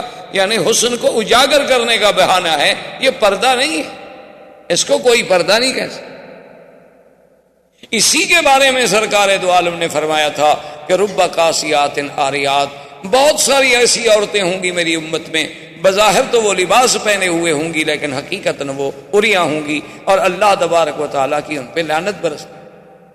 اسی لیے علماء نے لکھا ہے کہ بعض اوقات ایک آدمی موٹا کپڑا پہنتا ہے، جیسے آپ نے دیکھا جین کے پینٹ پہنی جاتی ہے، لیکن اگر وہ موٹے کپڑے کا سلائی اتنی ٹائٹ ہے کہ ہر عضو نظر آ رہا ہے تو وہ بھی عریاں کے حکم میں، یعنی وہ بھی اسی حکم میں آئے گا کہ جیسے اس نے لباس پہنا ہوا نہ ہو، کہ ہر عضو، اس کے وجود کا ایک ایک حصہ، اس کی یعنی وجود کی سٹائل، اس کے سینہ، اس کے ابار، ہر چیز الگ الگ اگر نظر آ رہی ہے، کپڑا چاہے موٹا ہو تو وہ بھی عریاں کے حکم میں ہوگا. کہ رب کاسیات عاریات، کہ بہت ساری عورتیں ایسی ہوں گی کہ جنہوں نے بظاہر تو لباس پہنے ہوئے ہوں گے، یا ایسی جرابیں پہن لینی جو اس کے رنگ سے ملتی ہوں، پتہ ہی نہ لگ سکے کہ اس کے بدن کا رنگ ہے یا ایک باریک سی جراب چڑھی ہوئی ہے اس کے اوپر. ایک ایسا برقع پہنا کہ برقعے سے اور قمیض کے اندر سے جو بنیان کا کلر ہے وہ بھی نظر آ رہا ہو، تو ایسے کپڑے کو آپ کیا کہہ سکتے ہیں کہ یہ کپڑا ساتر ہے؟ یہ کپڑا اس لیے پہنا گیا ہے کہ عورت کا بدن چھپا رہے اور اس پر کسی غیر کی نظر نہ پڑے، یا یہ ایک فیشن ہے کہ مردوں نے اپنا ایک عبایا ڈال لیا، عورت نے ایک سیاہ گاؤن ڈال لیا، بس ختم ہو گئی بات. اچھا، بال تو نعوذ باللہ یہ عالم ہے کہ اوپر سے باقاعدہ برقع ہے اور اندر جو ہے منی اسکرٹ. بعض کا اوپر سے برقع ہے اور اندر جو ہے وہی جین پہنے ہوئی ہے مردانہ. انا للہ و انا الیہ راجعون. تو بہرحال یہ عریانی کا دور چلتا تھا، لیکن اللہ نے حضور پاک صلی اللہ علیہ وسلم کے لیے یہ گوارا نہ کیا، کیونکہ حضور کو ادب سکھانے والے تو اللہ کی ذات. اب ابو طالب کی کفالت کا زمانہ آیا تو حضور پاک نے دیکھا کہ میرے چاچے کے لیے بھی غربت کا بڑا دور ہے، سردار تو ہیں لیکن اتنا پیسہ نہیں ہے کہ گھر کا خرچہ بھی چلا سکیں. اس لیے بچے جو تھے ان کے وہ بھی روٹی پر لڑتے تھے، لیکن ایک محمد الرسول اللہ تھے صلی اللہ علیہ وسلم جو کبھی جھگڑا نہیں کیا. اور پھر تاریخ آتی ہے کہ تاریخ میں یہ بات موجود ہے کہ ابی طالب کہتے ہیں کہ جب وہ اپنا سفرے پر، جب مائدہ پر، جب دسترخوان پر میرا پیارا بیٹا محمد تشریف لے آتے تو اس تھوڑی سی روٹی میں اتنی برکت ہو جاتی کہ ہم سب پیٹ بھر کے کھا لیتے، اور جس دن حضور نہ آتے تو کسی کو پوری بھی نہ ہوتی. تو ابو طالب نے یہ اہتمام کر دیا، اس نے کہا کہ بھائی ایسا کرو کہ حضور کے بغیر تو روٹی کھانی جب تک کہ محمد رسول اللہ تشریف نہ لے. تو اب حضور صلی اللہ علیہ وسلم نے چاچا سے کہا کہ میں آپ کی مدد کرنا چاہتا ہوں اور آپ مجھے اجازت دیں کہ میں بھی کوئی کام کروں. تو انہوں نے کہا کہ بیٹا آپ کام نہ کریں. حضور نے فرمایا کہ نہیں، میں یہ برداشت نہیں کر سکتا کہ آپ کے بڑھاپے کا زمانہ ہے، اخراجات بہت زیادہ ہیں، اور اللہ نے مجھے الحمدللہ جوان بنایا ہے، تو میں کیوں نہ کام کروں. تو حضور نے بکریاں چرانی شروع اللہ قرارید، کچھ پیسے مقرر ہو گئے. حضور بھی بکریاں لے کے تشریف لے جاتے باہر، ان کو چراتے، مزدوری کرتے. دراصل یہ بکریاں چرانا جو ہے یہ بھی اللہ کی طرف سے تربیت کا ایک حصہ تھا، اور ہر نبی نے بکریاں چرائی. یعنی یہ صفت صرف ہمارے آقا کی نہیں تھی، بلکہ اللہ کے جتنے انبیاء گزرے ہیں سب نے بکریاں چرائی. علماء نے لکھا اس میں حکمت تھی کہ تمام جانوروں میں سب سے زیادہ شرارتی جانور جو ہے بکری ہے. ایک منٹ میں پہاڑ پہ چڑھ جائے گی، ادھر بھاگ جائے گی، ادھر بھاگ جائے گی، ادھر بھاگ جائے گی. تو چرانے والے کے لیے ایک بہت بڑا امتحان ہوتا ہے. وہ لا رہا ہے، اچھا باقی جانور جو ہے ایک دفعہ آپ بھانک دیں گے بس چل پڑیں گے، لیکن یہ ادھر بھاگ رہی ہے، ادھر بھاگ رہی ہے. اور اس لیے حضرت موسیٰ علیہ السلام کا ایک دفعہ آتا ہے نا کہ ایک بکری کے پیچھے بھاگتے بھاگتے بھاگتے جب غصے میں آئے تو اسے بیت مارا. تو اللہ نے کہا کہ موسیٰ، میرے بندے بھی تو میری فرمان سے بھاگتے رہتے ہیں، لیکن میں نے تو ان کو معاف کر دیتا ہوں، تو میں ایک بکری کو بھی معاف نہ کر سکتا. دیکھو میرے بندے بھی تو روزانہ میرے حکم سے کہاں بھاگتے ہیں. میں ادھر کہتا ہوں ادھر جاتے ہیں، میں مسجد کا کہتا ہوں وہ ادھر چلے جاتے ہیں، میں قرآن کا کہتا ہوں وہ بائبل کی طرف جاتے ہیں، میں نماز کا کہتا ہوں تو وہ فلم دیکھنے چلے جاتے ہیں. لیکن پھر بھی میں نے ان کو کبھی ایسا تو نہیں مارا، کیونکہ اگر اللہ ہمارے جرم پہ ہمیں مارنے پہ آ جائے تو پھر تو ہم زمین پہ چل ہی نہیں سکتے. یہ تو قرآن کا فیصلہ ہے. وَلَوْ يُؤَاخِذُ اللَّهُ النَّاسَ بِمَا كَسَبُوا مَا تَرَكَ عَلَىٰ ظَهْرِهَا مِن دَابَّةٍ. اللہ نے فرمایا کہ اگر ہم بندوں کو ان کے گناہوں پہ پکڑ لیں تو پھر اس زمین پہ کوئی چیز آپ کو چلتی ہوئی نظر نہ آئے. یہ تو اللہ کا کرم ہے کہ ہمارے لاکھوں گناہ معاف ہوتے ہیں، کسی ایک آدھے پہ تھوڑی بہت تنبیہ ہو جاتی ہے کہ ہماری اصلاح ہو جائے. تو اس لیے بکریاں چرانے میں یہ بھی تربیت تھی کہ اچھا پھر بکریوں میں آپ نے دیکھا نا کئی قسمیں ہوتی ہیں، کوئی کالی ہے کوئی پیلی ہے، تو امت میں بھی تو کئی رنگ ہوں گے. بکریوں میں آپ نے دیکھا ہے کئی آہستہ چلنے والی، کوئی تیز چلنے والی، کوئی دوڑنے والی، کوئی چھوٹے قد والی، کوئی بڑے قد والی، کوئی زیادہ دودھ والی، کوئی کم دودھ والی. تو امت میں بھی تو ایسے اختلاف ہوتے ہیں.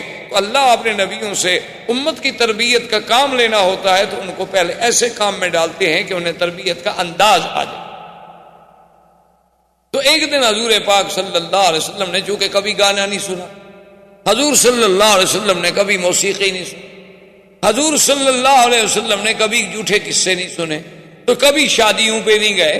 ایک دن قریش کی بڑی شادی تھی تو حضور نے اپنے ساتھی سے جو بکریاں چرانے میں شریک تھا اس سے کہا کہ بھائی اگر تم کل میری بکریاں سنبھال لو تو میں چاہتا ہوں کہ میں کم از کم یہ تو دیکھوں کہ مکے والوں کی شادی کا کیا طریقہ ہے، شادی پہ کیا ہوتا ہے، کیسے خوشیاں منائی جاتی ہیں، کیسے قصاص آتے ہیں، کیسے وہ قصے کرنے والے لوگ آتے ہیں، تو کم سے کم میں بھی کوئی شرکت کر سکوں. اس نے کہا ٹھیک ہے کل آپ کی بکریاں میں چرا لوں گا، کیونکہ رات کو تو جاگنا ہوتا ہے نا، رات جاگیں گے تو صبح تو سو جائیں گے، لازمی بات ہے. تو حضور فرماتے ہیں کہ میں آیا تو ابھی مجلس تیار ہو رہی تھی، ابھی کوئی قصہ وصہ کوئی کہانی شروع نہیں ہوئی تھی. فغلبنی النوم، حضور فرماتے ہیں مجھے اتنی نیند نے غلبہ کیا کہ میں سو گیا. فما افقت الا بعد حر الشمس، جب صبح سورج نکلا اور اس کی دھوپ آئی تو میں نیند سے اٹھا.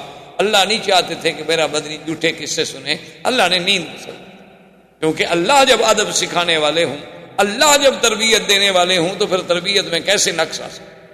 حضور پاک نے پھر دوسری رات پھر انتظام کیا کہ بھئی پچھلی رات تو اتفاق ہے شاید نیند آ گئی، آج رات تو میں بالکل نہیں سوؤں گا نا، آج حضور تیار ہو کے آئے. لیکن کہتے ہیں فغلبنی النوم، خدا کی شان ہے کہ نیند نے مجھے زبردست دبوچ لیا اور میں سو گیا. اور سب کچھ ہوتا رہا، گانے ہوتے رہے، آوازیں ہوتی رہیں، باجے بجتے رہے، لیکن ایسی نیند اللہ نے غالب کر دی کہ نیند اس وقت کھلی، مجلس اجڑ گئی، لوگ بھاگ گئے، سورج نکل آیا. حضور صلی اللہ علیہ وسلم دھوپ سے اٹھے، دیکھا تو کچھ نہیں، تو واپس آئے تو اس بھائی نے پوچھا کہ ماذا رأیت تھا، آپ نے کیا دیکھا؟ انہوں نے کہا میں تو کچھ نہیں دیکھا، مجھے تو دونوں راتوں نیند آ گئی. اصل میں اشارہ اس طرف تھا کہ محمد عربی صلی اللہ علیہ وسلم جس چیز کو تیرے دین میں ہم نے حرام کرنا ہے اس کو تیرے قانون میں ہم کیسے جائیں. اللہ تبارک و تعالی اپنے نبی کی تربیت کا ابتدا سے ہی انتظام کر. ابو طالب نے اب ارادہ کیا کہ میں تجارت کا سفر کروں، چونکہ مکے والوں کے سفر ہوتے تھے تجارت. صلی اللہ علیہ وسلم کو جب پتہ چلا تو آتا ہے فأخذ بثوب امہ، حضور نے آ کر بھی اپنے چاچا کا کپڑا پکڑ لیا. جیسے کہتے ہیں نا، جیسے بچہ ضد کرے تو ماں باپ کے قمیص کو پکڑ لیتا ہے کہ میں نہیں چھوڑوں گا جی، بس میں نہیں چھوڑوں گا، کیونکہ اس بیچارے کو کہاں جگہ ملے پناہ کی. تو حضور صلی اللہ علیہ وسلم اخذ بثوب امہ، اپنے چاچے کے کپڑے کو پکڑ لیا. کہنے لگے کہ مجھے بھی آپ ساتھ لے جائیں. انہوں نے کہا سفر ہے، شام تک جانا ہے، اتنا طویل سفر ہے اونٹوں کا، میں تو آپ کی وجہ سے آپ کو نہیں لے جا رہا کہ آپ کو تکلیف ہوگی. انہوں نے کہا میں نہیں چاہتا کہ آپ اکیلے جائیں، میں ضرور جاؤں. فرضی ابو طالب بھی راضی ہو گئے، نے کہا چلے. جب ابو طالب آپ کو قافلے میں لے کے چلے اور قافلہ تخوم شام یعنی شام کے قریب پہنچا، جہاں سے شام کی ابتدا شروع ہو جاتی ہے، یعنی نشانیاں، علامات، امارات شروع ہو جاتی ہیں، تو وہاں ایک دیر تھا. دیر کہتے ہیں سومیا، جسے آپ کہہ لیں مندر یا عیسائیوں کا گرجا. یہ سبا میں ہوتے ہیں، آپ نے دیکھے ہیں ہر ملک میں، اب تو ہر جگہ ہے. عیسائیوں کے مثلاً ہندوؤں کے مندر کہلاتے ہیں، عیسائیوں کے کلیسا یا گرجا کہلاتے ہیں. اللہ کی شان ہے. ویسے اردو میں نام اس کا بڑا عجیب ہے، گرجا، یعنی آپ اس کو ذرا آرام سے پڑھیں نا، گرجا. ویسے اللہ کی رحمت سے اب گر بھی رہے ہیں، ہزاروں ایسے ہیں جو بک گئے اور اس میں مسلمانوں کی مسجدیں مدرسے قائم ہو گئے. تو گر جانے کا معنی یہ تو نہیں ہوتا کہ حقیقت عبارت گر جائے، جب بدل گئی تو گویا گر گئی، اس کی بات تو ختم ہو گئی. تو بہرحال یہ ایک یعنی لطیفہ ہے کہ بعض آدمیوں کا نام ایسے ہوتا ہے نا جی، جیسے وہ ہمارے خواجہ صاحب تھے نا، وہ فوت ہو گئے، خواجہ محمد طفیل، زندہ ہیں، اللہ کرے زندہ ہوں، جماعت اسلامی کے خواجہ طفیل بہت پرانے ان کے لیڈر ہیں. تو وہ ہمارے ایک ساتھی تھے. تو وہ جب ان کی بات ہوتی نا تو الیکشن میں ان کا مقابلہ، آپس میں ایک دوسرے کے مقابلے میں کھڑے ہوتے، تو وہ کہتے نا کہ خواجہ تو فیل، یعنی طفیل جلدی سے کہیں تو پھر تو طفیل بنے گا، اگر ایسا کہیں تو فیل، تمہارے تو نام میں فیل ہے، تم نے کیا جیتنا ہے، تو فیل. تو اس لیے بعض چیزیں ایسی ہوتی ہیں کہ جن کی ادائیگی میں حروف سے ترجمے بگڑ جاتے ہیں اور معنی بدل جاتے ہیں. بہر صورت تو وہ جناب جب دیر میں پہنچے تو وہاں ایک راہب تھا، اور وہ کبھی اس دیر سے، اس سومیا سے، اس کلیسا سے باہر نہیں. اب یہ پہلی دفعہ تھی ابو طالب کے دور میں، جب یہ سفر پہ گئے تو ان کی زندگی میں یہ پہلا واقعہ تھا. یعنی اس سے پہلے کبھی ایسا نہیں ہوا کہ وہ راہب جو ہے وہ باہر نکلا ہو. لیکن وہ راہب باہر بھی آیا، اور آنے کے بعد اس نے یہ بھی کیا کہ اعلان کیا کہ بھئی تمام مکے کا جو قافلہ ہے ان سب کو میری طرف سے دعوت. ابو طالب حیران کہ بھی یہ تو راہب کبھی باہر نہیں آیا اور آج ہمیں دعوتیں ہو رہی ہیں، بات کیا ہے. اور راہب نے اپنے سب چھوٹے چھوٹے جو اس کے تھے نا نیچے کام کرنے والے چھوٹے راہب، تو ان کو کہا کہ بھئی اعلیٰ سے اعلیٰ کھانے کا انتظام کرو، اور اتنا کھانے کا انتظام کرو کہ پورے قافلے کو کھلاؤ، اور ہر آنے جانے والے کو، گزرنے والے کو، بستی والوں کو، سب کو کھلاؤ، اور کسی چیز کی کمی نہیں ہونی چاہیے، اور خود کھڑے ہو کے نگرانی کرو. کھانے کا انتظام ہو گیا بڑی لمبی تفصیل میں. اب جناب جب کھانے کا وقت آ گیا تو راہب ایک کو غور سے دیکھ رہا ہے، اور اس کے بعد اس نے پوچھا ابو طالب سے کہ حل ترک تم احدن، کسی کو چھوڑ کے آئے ہو، کوئی بندہ رہ تو نہیں گیا.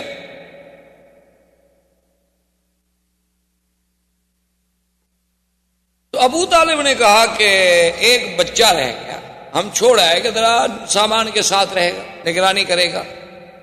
اس نے کہا عجیب بات، بھائی میں نے سب کو دعوت دی تھی، بچے کو چھوڑ آنے کا کیا مطلب.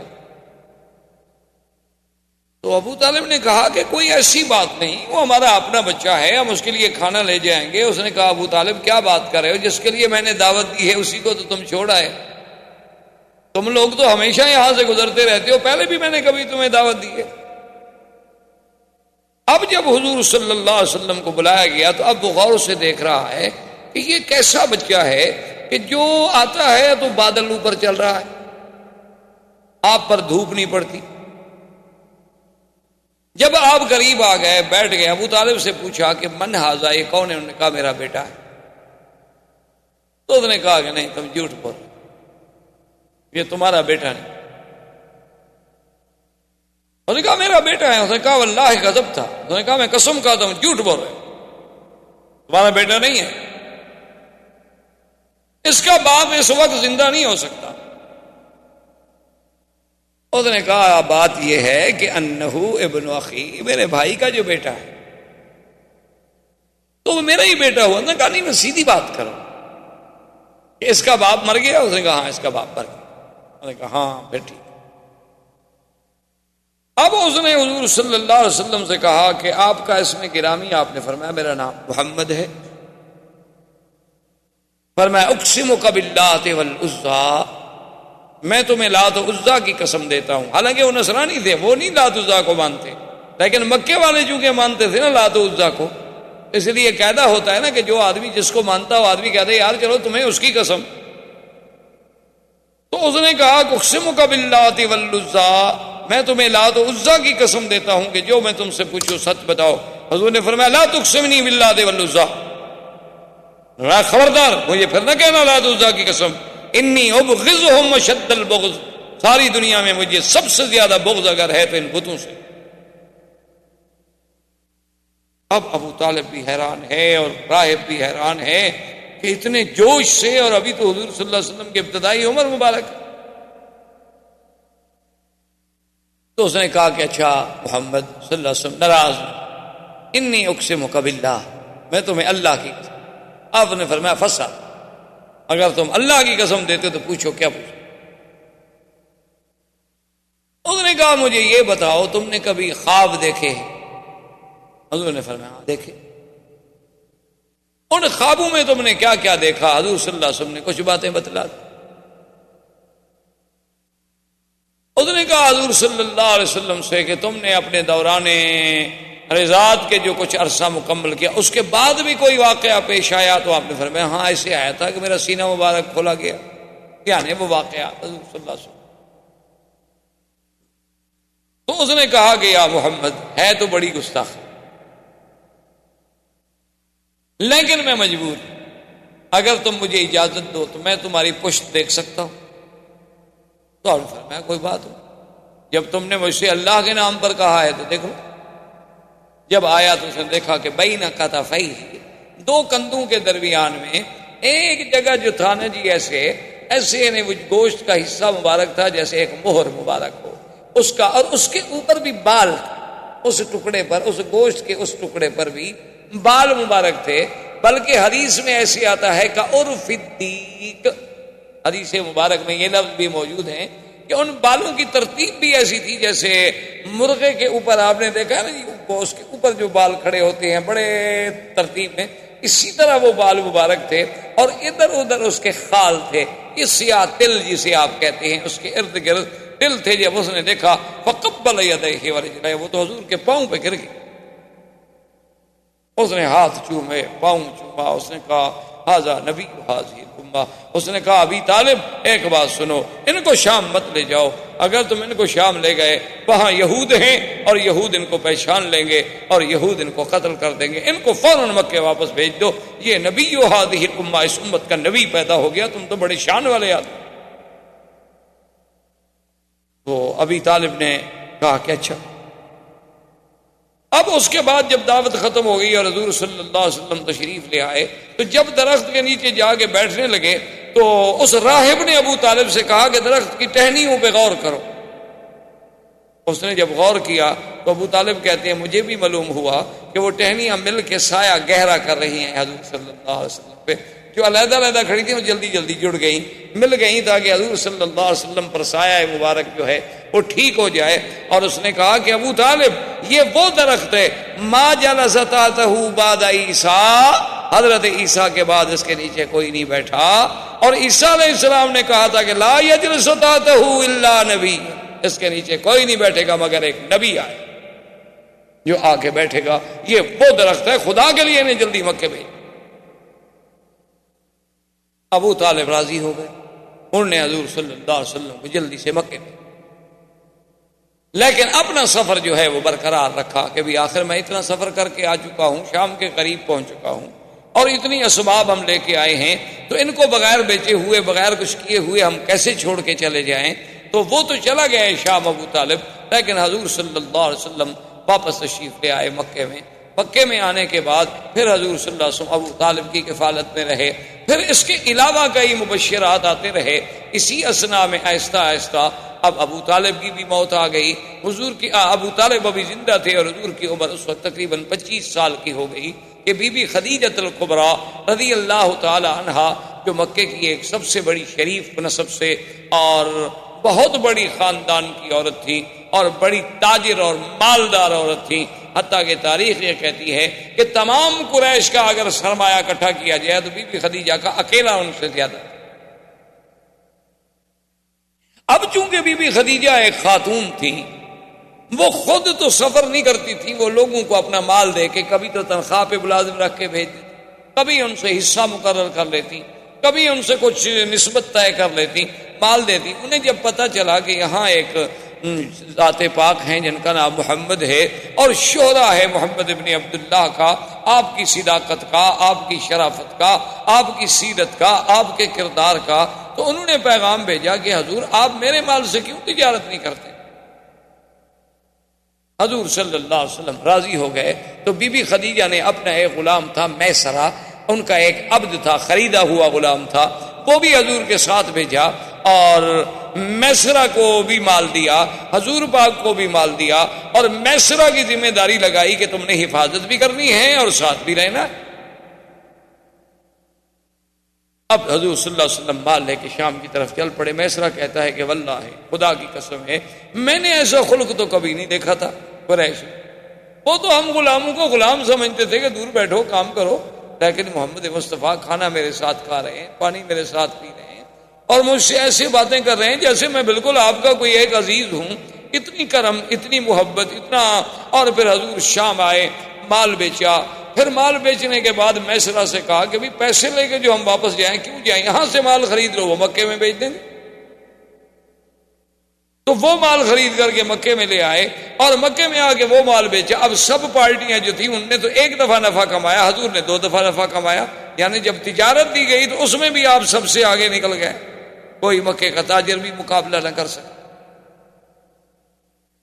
بی بی خدیجہ کو جب پتہ چلا کہ ایک آدمی نے کبھی تجارت نہیں کی اور وہ اتنی جلدی کیسے اس مقام پہ پہنچ گیا کہ سب تجارت کے تجربہ کار جو تھے وہ پیچھے رہ گئے۔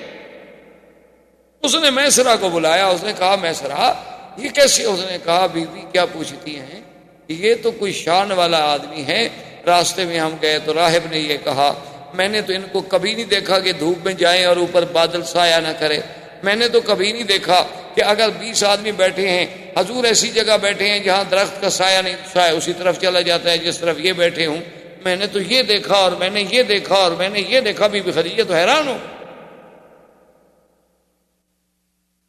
اب بی بی خدیجہ کے دل میں ایک تڑپ پیدا ہوئی کہ کہیں ایسا کیوں نہ ہو جائے کہ میں شادی کر لوں۔ حالانکہ اب ورنہ بی بی خدیجہ کو شادی کرنے کا کوئی ایسا خواہش نہیں تھی، بڑے بڑے سرداروں نے کہا تھا، بی بی نہیں مانی، لیکن اب ان کے دل میں ایک تمنا پیدا ہو۔ اسی لیے علماء نے لکھا ہے کہ مرد تو بڑے دانا اللہ پیدا کرتے ہیں، بہت دانا پیدا ہوتے ہیں اور ہوتے رہیں گے انشاءاللہ، لیکن عورتوں میں بہت قلیل دانا پیدا ہوئے۔ انہوں نے کہا ایک ان میں خدیجہ تھی اور جس نے حضور صلی اللہ علیہ وسلم کو پہچان لی، اور ایک ان میں بی بی تھی حضرت شعیب کی بیٹی کہ جس نے موسیٰ علیہ السلام کو دیکھ کے پہچان لی۔ انہوں نے کہا اللہ نے ان لڑکیوں کو ایسی ذکاوت دی تھی، ایسا فہم دیا تھا، ایسا مقام دیا تھا کہ اس نے بھی موسیٰ علیہ السلام کو دیکھا تو وہ تاڑ گئی کہ یہ نبی ہے، یہ کوئی عام بندہ نہیں، اور بی بی خدیجہ بھی پہچان گئی۔ تو ایسے تاریخ میں لوگ جو ہیں بہت کم پیدا ہوئے، جیسے بی بی آسیہ تھی، جیسے بی بی مریم تھی، جیسے اخت موسیٰ علیہ السلام تھی۔ تو یہ اس قسم کی ذہین عورتیں بھی تاریخ میں بہت کم پیدا ہوئی، ان میں ایک سیدہ خدیجہ رضی اللہ تعالی عنہ۔ تو بی بی خدیجہ رضی اللہ تعالی عنہ نے ایک عورت تھی، اس کا نام تھا نفیسہ، اس کو بھیجا کہ بھائی تم جا کر ایسے حالات پیدا کرو کہ اللہ کے نبی محمد مصطفیٰ میرے ساتھ شادی کر لیں۔ جیسے لوگ ہوتے ہیں نا جی، عورتیں جاتی ہیں شادی کرانے کے لیے، پیغام لے کے جاتی ہیں، وہ نفیسہ اس قسم کی عورتوں میں سے تھی۔ تو وہ آئی حضور صلی اللہ علیہ وسلم کی خدمت میں اور آ کر اس نے عرض کیا کہ یا محمد، حل ترغب فی الزواج، کیا تم شادی کرنا نہیں چاہتے؟ جوان آدمی ہو ماشاءاللہ، اتنا اللہ نے تمہیں صحت دی ہے، قوت دی ہے، شادی کیوں نہیں کرتے آپ نے فرمایا کہ نفیسہ شادی تو میں کرنا چاہتا ہوں، لیکن سوال یہ ہے کہ کس چیز سے شادی کروں؟ میرے پاس تو کوئی پیسہ نہیں، دولت نہیں، اور بغیر دولت کے پیسے کی شادی کیسے ہو؟ شادی کے لیے تو آخر پیسہ چاہیے، خرچ چاہیے، گھر چاہیے، میرے پاس تو کچھ نہیں، میں تو خود ابو طالب کی کفالت میں ہوں، چاچے کی کفالت میں ہوں، اور اگر میں کچھ کماتا ہوں تو اپنے چاچے کی مدد کر دیتا ہوں۔ اس نے کہا کہ حل ترغب فی المال والجمال والنسب، انہوں نے کہا کہ محمد مصطفیٰ صلی اللہ علیہ وسلم، کیا آپ چاہتے ہیں کہ میں ایک ایسی عورت جس میں جمال بھی ہو، مال بھی ہو اور نسب بھی، تینوں چیزیں جمع ہوں؟ کیونکہ بعض عورتیں جو ہیں جمال تو بڑا ہوتا ہے، خوبصورتی بڑی ہے، لیکن خاندان اچھا نہیں۔ بعض ایسی لڑکیاں ہوتی ہیں کہ خاندان بہت اچھا ہے لیکن بیچاری خوبصورت نہیں۔ بعض ایسی ہوتی ہیں کہ مال ہی کوئی نہیں، خوبصورت بھی ہے، خاندان بھی اچھا ہے، لیکن کوئی مال نہیں، کوئی آدمی شادی کرنا نہیں چاہتا۔ انہوں نے کہا کہ جب تینوں صفتیں جمع ہو جائیں تو حل ترغب، تو آپ نے فرمایا کہ ہاں پھر کس کی رغبت نہیں ہوگی؟ میری بھی رغبت ہے اگر کوئی ایسی عورت ہو۔ کون؟ من آدھی، کون ایسی عورت ہے جس میں یہ تینوں صفتیں ہیں؟ اس نے کہا محمد رسول اللہ، میں آپ سے چھپانا نہیں چاہتی، ہی خدیجہ، وہ خدیجہ۔ نے کہا کیا کہتی ہے نفیسہ؟ آئینہ خدیجہ، خدیجہ کام سے شادی کرے؟ اس کو تو بڑے بڑے صنادید نے، بڑے بڑے رؤسائے قریش نے شادی کے پیغام بھیجے ہیں، اس نے سب کا رد کر دیا ہے۔ تو اب وہ ایک یتیم سے، میرا باپ فوت ہو گئے، میری ماں فوت ہو گئی، میرا دادا فوت ہو گیا، میں خود ابھی طالب کی کفالت میں ہوں، تو خدیجہ میرے ساتھ شادی کیسے کرے گی؟ تو اس نے کہا کہ حضور اگر آپ اس بات کو اپنی ذات تک محدود رکھیں تو مجھے تو خود خدیجہ نے ہی بھیجا ہے۔ تو آپ نے فرمایا کہ اچھا پھر میں راضی ہوں۔ تو جب نفیسہ نے آگے خدیجہ کو پیغام دیا نا حضور کی رضا کا، تو بی بی خدیجہ کہتی ہیں میرے لیے اس سے بڑا خوشی کا دن کوئی نہیں تھا، کیونکہ پہلے میں حالات تو سن چکی اور میں ساری علامات سے کسی نتیجے پر تو پہنچ چکی تھی کہ یہ کوئی نرالی شان والا بیٹا بچہ ہے، جوان ہے۔ تو بی بی خدیجہ راضی ہوئیں۔ حضور صلی اللہ علیہ وسلم ابو طالب اپنے چچا اور سیدنا حمزہ رضی اللہ تعالی عنہ کو لے کر تشریف لے آئے بی بی خدیجہ کے پاس۔ تو بی بی خدیجہ نے ورقہ ابن نوفل، عمر ابن اسد ابن عزا جو اس کے قریبی رشتہ دار تھے ان کو بلایا، تو حضور صلی اللہ علیہ وسلم کا نکاح ہوا اور خطبہ پڑھا ابی طالب۔ خطبہ نکاح جو ہے وہ ابو طالب نے پڑھا، اور اس کے بعد جو دوسرا خطبہ ہے پھر وہ ورقہ ابن نوفل نے پڑھا تعریف کے لیے، یعنی خطبہ نکاح تو پڑھ لیا ابو طالب، گواہ موجود تھے، لیکن ورقہ ابن نوفل نے پھر تعریف محمد رسول اللہ صلی اللہ علیہ وعلا آلہ واصحابہ وسلم تسلیما کثیرا کثیرا کی شان میں خطبہ پڑھا کہ یہ بچہ جو ہے، یہ نوجوان جو ہے، اس کی کوئی نرالی شان ہے، اس میں ہم نے یہ وصف دیکھی، یہ وصف دیکھی۔ اور اس نے کہا خدیجہ میری رائے میں، میری تحقیق میں اس وقت دنیا کی سب سے زیادہ خوش قسمت اگر کوئی خاتون ہے تو تم ہو کہ آج تمہاری قسمت میں محمد رسول اللہ ہے صلی اللہ علیہ وسلم۔ اس وقت حضور کی عمر مبارک 25 سال تھی اور بی بی خدیجہ کی عمر 40، اور آپ سے پہلے وہ 2 شوہروں سے شادی کر چکے۔ اللہ کی شان ہے کہ حضور صلی اللہ علیہ وسلم کو جو اللہ نے اولاد دی ہے تقریباً ما سوائے ایک بچے کے سب جو ہیں وہ بی بی خدیجہ سے۔ حضور صلی اللہ علیہ وسلم کے بیٹے جو بی بی خدیجہ سے پیدا ہوئے عبداللہ، پہلا بچہ جو پیدا اس کا نام تھا القاسم، دوسرا بیٹا جو پیدا ہوا اس کا نام تھا عبداللہ۔ بعض لوگوں کو بڑی غلطی لگتی ہے، وہ کہتے ہیں حضور کے بیٹوں کا نام شاید طیب بھی تھا اور طاہر بھی تھا، یہ طیب طاہر آپ کے بیٹوں کا نام نہیں تھا۔ احباب کرام، اس کے بعد اب آپ اس مبارک سلسلے کی CD نمبر 4 سماعت فرمائیں۔